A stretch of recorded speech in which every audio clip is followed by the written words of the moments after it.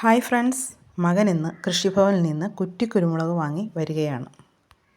ജനകീയ ആസൂത്രണം വഴി പഞ്ചായത്തിൻ്റെ കാർഷിക പദ്ധതിയിൽപ്പെടുത്തി ലഭിച്ചതാണിത്. കുറച്ച് ദിവസങ്ങൾക്ക് മുമ്പ് നമ്മൾ ഗുണഭോക്തൃ വിഹിതം കൃഷിഭവനിൽ പോയി അടച്ചിരുന്നു. കൊണ്ടുവന്ന തൈയിൽ തന്നെ കുരുമുളക് കായ്ച്ചു കിടക്കുന്നു. കുറച്ച് സ്ഥലം മതി ഇത് കൃഷി ചെയ്യാൻ. പടർന്നു കയറാത്തത് കൊണ്ട് താങ്ങ് വൃക്ഷത്തിൻ്റെ ആവശ്യവുമില്ല. ഇത് ധാരാളം ഉണ്ടാകുന്നൊരിനമാണ്. പൂന്തോട്ടത്തിൽ ചെടികൾക്കൊപ്പം 2-3 ചട്ടിയിൽ കുറ്റിക്കുരുമുളക് ഉണ്ടെങ്കിൽ നമ്മുടെ വീട്ടാവശ്യത്തിനുള്ള കുരുമുളക് തീർച്ചയായും കിട്ടും. ഇതിനു മുമ്പും ഞാനിത് ചെയ്തു നോക്കിയിട്ടുള്ള കൃഷിയാണ്. ഇതെന്നും കായ്ഫലം തരുന്നൊരിനമാണ്. നിങ്ങൾക്കും ഇത് കൃഷിഭവൻ മുഖേനയോ അടുത്തുള്ള നഴ്സറിയിൽ നിന്നോ വാങ്ങി നടാവുന്നതാണ്.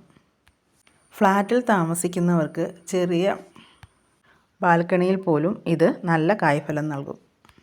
കാരണം കേരളത്തിലെ കാലാവസ്ഥ കുരുമുളകിനെന്നും ഗുണകരമാണ്. നമുക്കിത് 2-3 ചട്ടികളിലായി നടാം. കുരുമുളക് വന്ന ബാഗിൽ തന്നെ ആവശ്യത്തിന് വളമുണ്ട്. നമുക്ക് കുറച്ച് ചാണകപ്പൊടിയും മണ്ണും കലർന്ന മിശ്രിതം തയ്യാറാക്കി വയ്ക്കാം. കത്തി കൊണ്ടോ ബ്ലേഡ് കൊണ്ടോ അതിൻ്റെ കവർ പൊട്ടിച്ച് മാറ്റാം. അതിൻ്റെ വേരിന് കേടുപാട് സംഭവിക്കാത്ത വിധവും വളം നഷ്ടപ്പെടാത്ത വിധവും വേണം അതിൽ നിന്ന് അടർത്തിയെടുക്കുവാൻ. ആൾ നിസ്സാരക്കാരനല്ല, സുഗന്ധവ്യഞ്ജനങ്ങളുടെ രാജാവാണ്. അപ്പോൾ തോട്ടത്തിൽ ആ പരിഗണന കൊടുത്ത് വേണം നടാൻ. ഇനി നമുക്കിത് ചട്ടിയിലേക്ക് മാറ്റാം.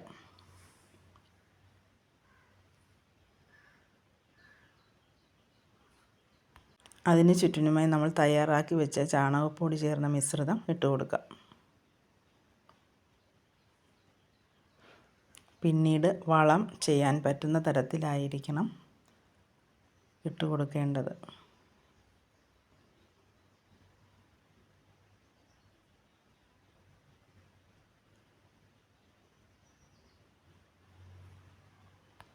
ഇത് വയസ്സായി കാലം കഴിഞ്ഞ കാന്താരി നിന്നിരുന്ന 2-3 ചട്ടികളാണേ.